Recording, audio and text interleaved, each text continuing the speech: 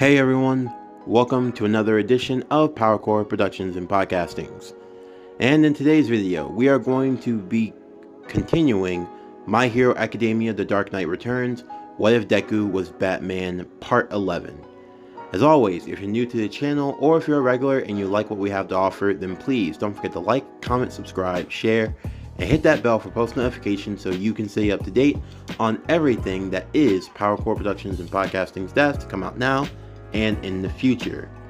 Where we last left off with our series in part 10, we covered the events of the forest training camp arc, and we now enter into the villain raid hideout arc, which will pretty much be the final two parts of this series as we wrap up what will make up season 1 of What If Deku Was Batman.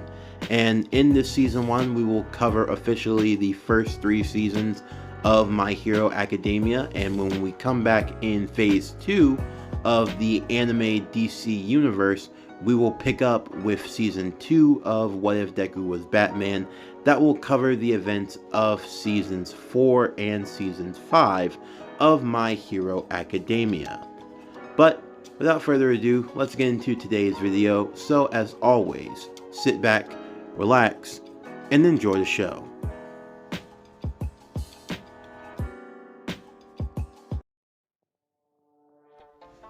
Izuku laid recovering in a hospital bed. Between the dislocated shoulder, the broken ribs, the bruises and the cuts, he'd definitely seen some better times. Thankfully, with Recovery Girl, and with the best miracles that money could buy, Izuku's body wasn't in too bad of a shape. Although, all the physical pain that he felt in that moment was nothing compared to the emotional damage that he had experienced throughout the night. Melissa and Bakugo had been taken by the League of Villains. Now more so than ever, panic was beginning to run all throughout the countryside. With the ever-growing threat of villains, with now the return of Deathstroke, it seemed as though society was slowly starting to crumble at the seams. Izuku wasn't sure of just how much longer he could hold out. However, before he could have any more time to lament these feelings, there would be a knock on the door. Carrie would walk in. "How you doing there, kiddo?" "I've been better." "You know you shouldn't be moving around like that." "I'm as healed as I'm going to be." "Has Bruce said anything?" "That's why I actually came here. It's supposed to be a family meeting. I figured you should come along." "Okay then, just give me a moment." Izuku got changed and was preparing to leave as he saw his other classmates waiting for him, everyone rushing over to ask and see if he was alright. Izuku assured them that everything was fine, but that he needed to go right now. Of course, the others were all talking about what they should do, and even Todoroki was concerned. Izuku promised that he'd come back as soon as he could, and he and Kelly left immediately. Before long, they made their way to Wayne Manor. As they made their way inside, they would be greeted alongside with Tim, Barbara, and Dick, as Bruce sat at the table before them with Ace lying at his side. "You're all here. Good. Now we can get started. It seems as though this League of Villains, this attack wasn't random at all." "That's what I was thinking," Izuku would say. "There's been word about there potentially being a traitor. At least that's what I've heard the teachers and staff talking about. Although who the traitor might be, I'm not entirely sure. And this League of Villains, what do you think it's all tied to?" "I have my suspicions. Izuku, I believe you became aware of Melissa's secret, have you not?" "I did. We were talking about it. I had been thinking of it for some time, but you used your deduction and reasoning, did you not?" "I did."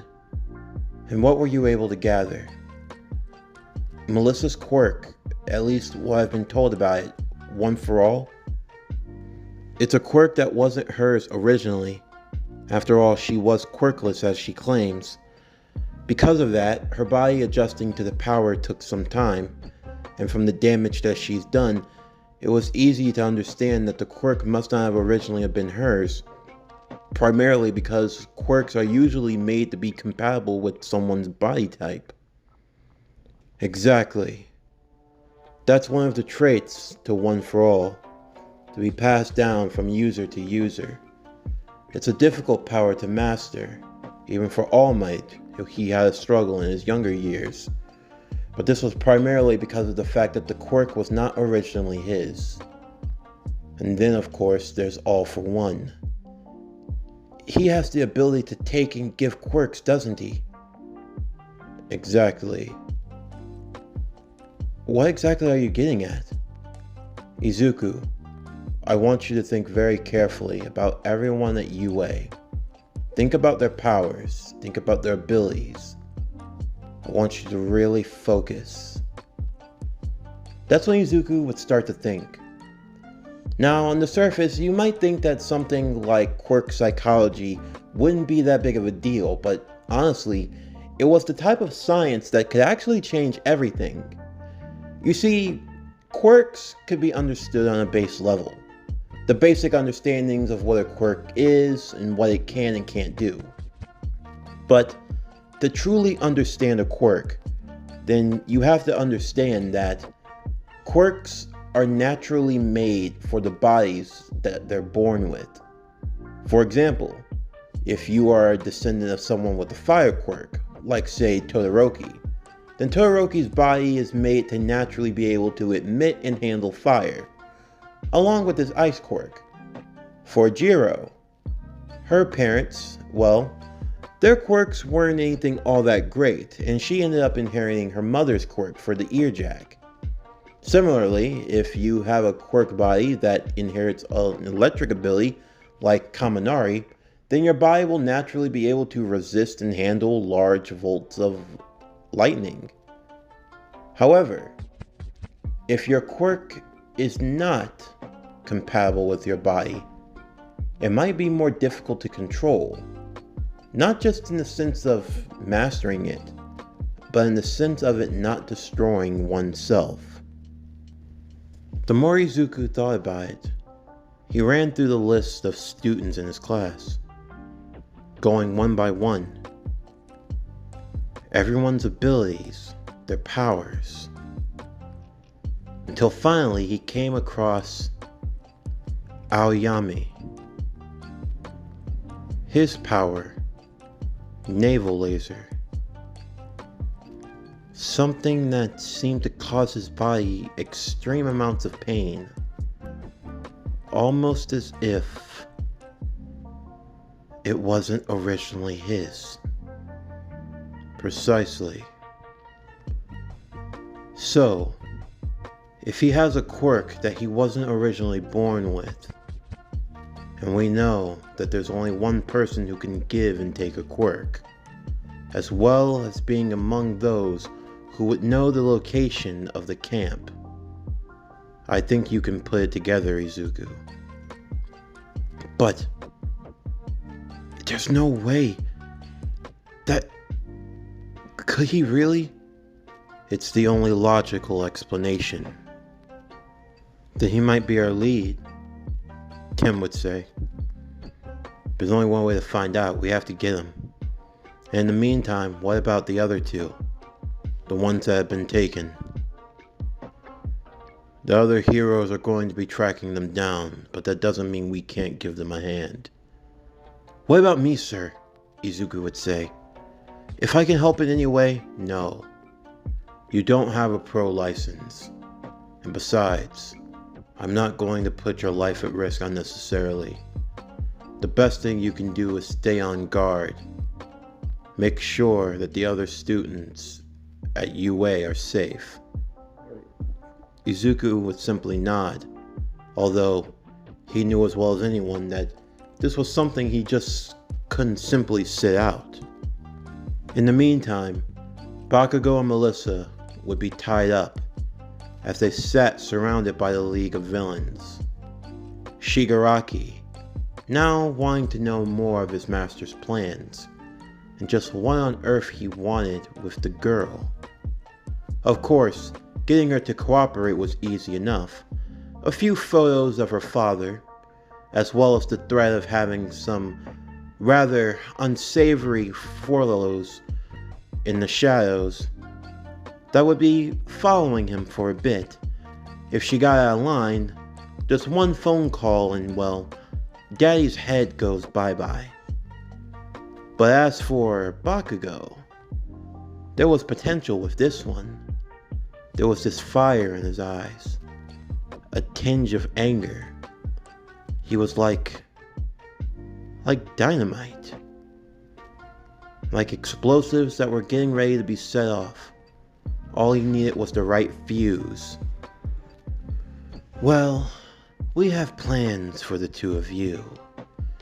My master wishes to speak with you in particular, he said, pointing towards Melissa's direction. But for you, Bakugo, you have my curiosity. I think you and I could work well together. You think so? I know so. You don't really want to be a hero, do you? With all that pent-up anger and aggression, why don't you join us? I'm sure we can provide you the home that you're looking for. Among the other members of the League of Villains, one was growing increasingly impatient. Toga could see this as she moved over to her ally's direction. Jinx, come on. You don't seem like you want to be here. Because I don't, Toga. We've already done the job, so when are we getting paid? What was that? Shigaraki would ask. You heard me. We've done the job. You've got what you wanted. Now, can we get the money? Money? Is that all you seem to care about?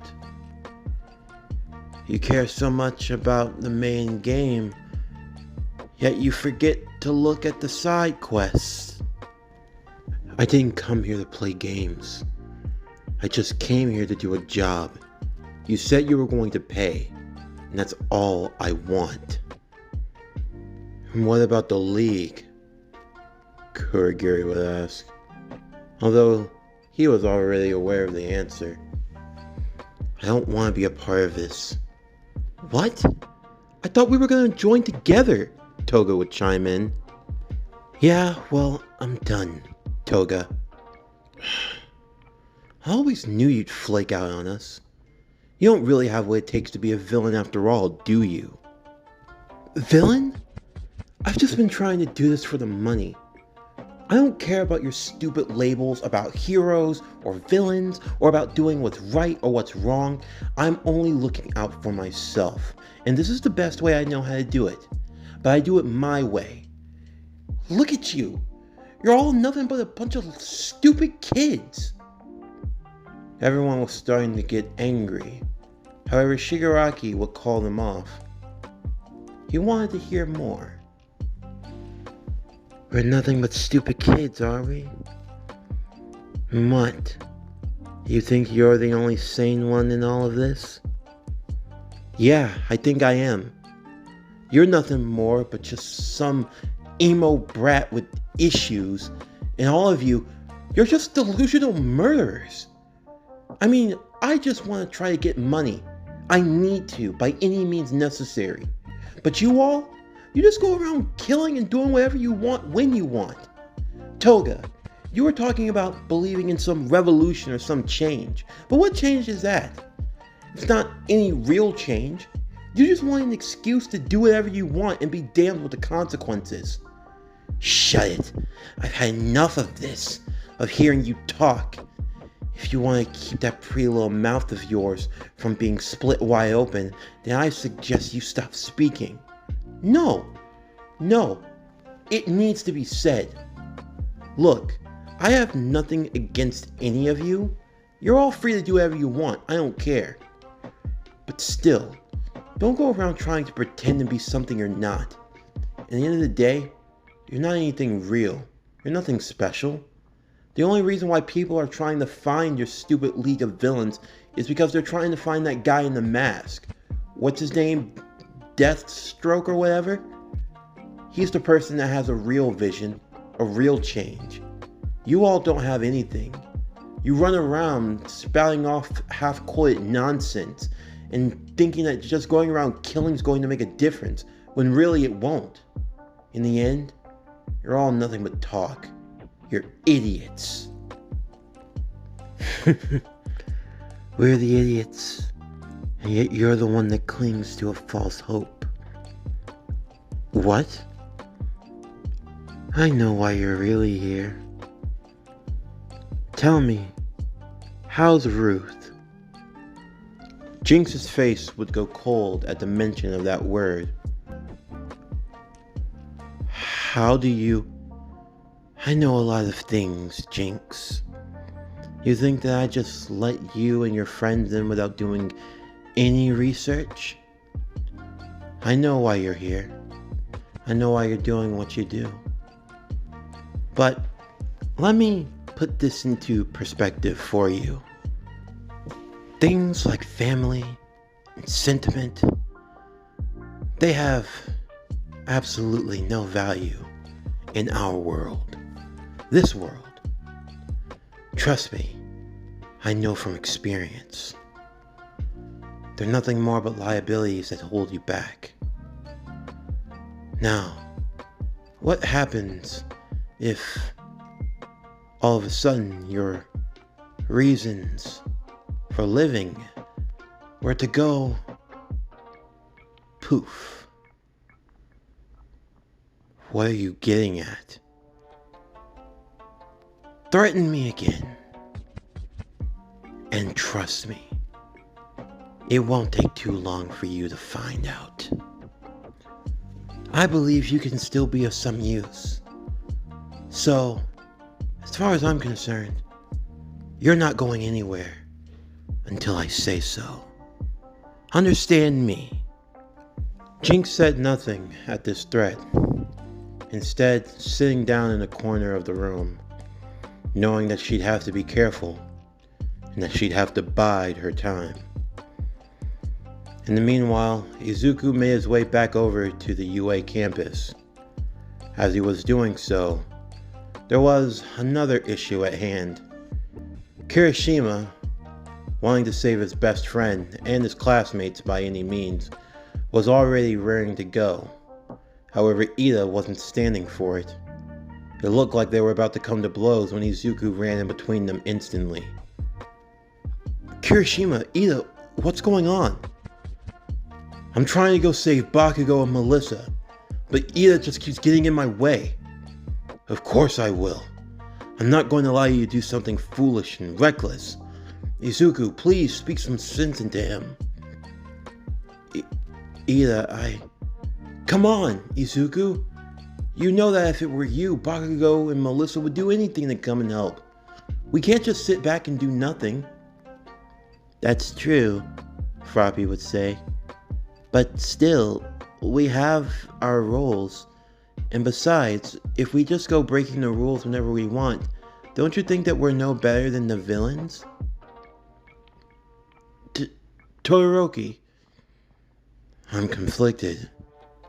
Of course, it's the job of a hero to follow the laws. But even still, isn't our job to help and protect? That's besides the point, Ida would say. We know what we're supposed to do, and we have these rules for a reason. Ida, Kirishima, I understand where the both of you are coming from, but fighting amongst ourselves isn't going to change anything. Kirishima, they're right. There are rules that we have to follow. We can't just go around doing whatever we want. I knew you'd understand, Izuku. But at the same time, when the call to action comes, it's only those who have the will that can answer it. In the end, we can't really call ourselves heroes if lives are at stake and we could do nothing about it. What? I don't know about you all, but I want to do what I can to help. I know that it hurts to feel like you're powerless and like you can't do anything. But even still, there's a feeling worse than that. The feeling of knowing that you could have done something, but you did nothing at all. And what exactly are you saying, Izuku? Ida would ask. I'm going to help them in any way that I can. Kirishima, I need you to trust me, alright? What? I need you to trust me, alright? Everyone just go back inside. I promise. No! We're not letting you do this alone. I'm not going to be alone. I think I know how to save them, at least without getting into any trouble. But I can't allow you all to go with me. Are you serious? Kirishima would say. If you think we're just going to let you go in alone, you can't be... Todoroki would rest his hand on Kirishima's shoulder. I think we should trust him. What? But why? Just think about it. Izuku obviously knows something. I'm willing to bet that you have connections. Those that can actually do something, don't you? Izuku would nod. Very well. For now, if we promise to leave things to you, you're going to not be reckless, right? Izuku nodded again. Ida wasn't sure how to feel about this. Even just letting one person go was a no deal for him. But even still, if it stopped everyone else... Ida, You promise that you won't fight. Izuku simply nodded. As he did so, there was something else that he had to do first. Where's Aoyami? The others would say that he was in his room. Izuku would go to see him. However, as he did so, he would open the door. The room would be completely empty and cleared. Nothing inside, except on the empty bed, there was but one white feather. Izuku would have to look into this at another date and time, but for now, he needed to go and rendezvous with the others. He quickly left the campus once more, as he went to the secret hideout to change into his gear before heading off. With the help from Tim, they were able to find where the location and the base where the villains were. The other members of the Bat family were all going out on patrol as well with the other heroes. They were looking to help with the raid team and converge, but there was another situation at hand. The villain known as Cinderblock was causing trouble over on the eastern side of the city, and both Tim and Dick had gone over to investigate, as he was supposed to be locked away in a maximum security cell. How on earth he had managed to get away, no one had known. And then there was Plasmus and Overload. They were known as the monstrous trio, to say the least. The heroes were not too thrilled that all three of them had managed to escape, and something like this couldn't have been a coincidence. Bruce sat in the Batcave. He could see that Izuku was online. Izuku. Bruce, what's wrong? What are you doing? I gave you strict orders. I know, but I can't just sit back and do nothing. Punish me however you want to when this is over. But I have to do what I can. You and I are gonna have a long talk about this. They're moving over to the east wing of the city. You should be able to catch up with them there. Bruce would move over to drink from the water. He had a bad feeling. A feeling like fate was going to be calling upon him unexpectedly. As Izuku was arriving, he could see that the other pro heroes were on their way, including All Might. As he stopped on a rooftop near over toward the building that was hosting the League of Villains, Izuku waited for his opportunity, wondering when the best time to strike would be. He used his detective mode to peer in through the building. He was able to confirm where both Bakugo and Melissa were. However, before he could make another move, he would feel a hand on his shoulder. What the? Who are you? You don't recognize me? My feelings are hurt. The person standing before him was shrouded in all black, save for a skull-like mask and the mark of a red X on his chest. Well, the name's Red X, although you probably know me by a much different name. He lifted his mask so that Izuku could see him. Izuku getting a good look at his face. He was entirely shocked. Someone he wasn't expecting to see, but at the same time, a welcomed ally nonetheless. But when did they? It's a long story. I'll tell you about it later. Right now, we need to figure out a way into that building, get your friends, and get out of there undetected. That is the goal, right? Yeah. Do you have an idea? I've got one. We just need them to scatter a bit, that's all. They waited as the villains all started to move about the building in different areas.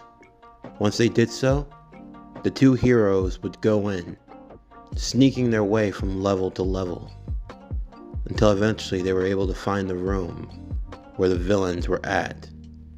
As both Melissa and Bakugo were sitting side by side, they weren't just sitting idly, they were actually waiting, biding their time to make a move.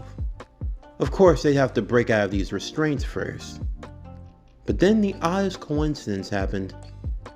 Like a strange wave of energy washed over them, and suddenly, the shackles seemed to unlock magically.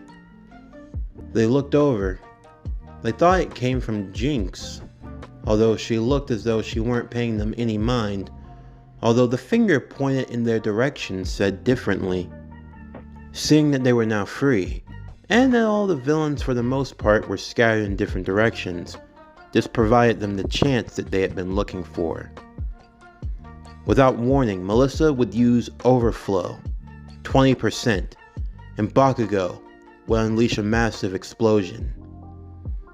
At the exact moment, the heroes, hearing the commotion going on from inside, would make their move. Izuku and Red X had no idea what was going on. They had expected things to be a bit more calmer, but now the villains were all converging to where they were, and it seemed as though all hell was about to break loose. At that very moment, as All Might burst into the room with the other heroes in hand, Kurogiri would use his warp quirk, catching everyone in hold and sending them to a new battlefield. Izuku and Red X would follow behind closely, not wanting to lose their chance. But even still, they had no way of knowing where they were going, or what was going to happen next. As Bruce watched on through Izuku's face mask, he was able to see what he saw. And as the smoke cleared and the dust settled, as All Might stood at the ready to face whatever was going to come their way, there was a familiar voice, one that neither All Might or Bruce had heard in a long time, and the sound of clapping at his arrival. Well, you finally graced me with your presence. Shame on you for keeping me waiting. Where's the other one? Oh, he probably died in our last encounter now, didn't he? Master, Bruce, what is this feeling? I feel as though my whole body's being weighed down. Who is this? It's him. All for one. Both Izuku and Red X got a good look at him. The infamous All for One. And now I can finally be rid of my brother's cursed legacy once and for all. And what do you mean by that, All for One? You think it's a coincidence that I brought her here? All Might looked over in the distance, watching as both Melissa and Bakugo fought against the League of Villains. I'm all too aware. I know. A certain bird tipped me off. You found yourself an apprentice. But, unfortunately for you, it seems as though the master and the student will fall here and now, and the curse of One for All along with it. Izuku and Red X watched as All for One powered up. Bruce, in the meanwhile, he immediately left his seat and made his way over, moving to a wall and placing his hand on the scanner as it released. Inside was something that Bruce thought he'd never have to use. You could call it a last resort, if you will. Something to use if all hell breaks loose. To use it would almost mean certain death. But now, it seemed as though there was no other choice. Activating confirmation.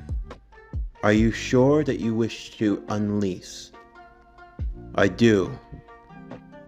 Password, Martha, Twilight. Confirmation accepted. Welcome, Master Bruce. The Batwing Hellraiser suit is at your disposal. Bruce looked upon the suit of armor, readying himself for the final battle. This concludes What If Deku Was Batman? My Hero Academia, The Dark Knight Returns, Part 11. As always, if you enjoyed today's video and everything else that we have to offer, then please don't forget to like, comment, subscribe, share, and hit that bell for post notifications so you can stay up to date on everything that is PowerCore Productions and Podcastings that is to come out now and in the future.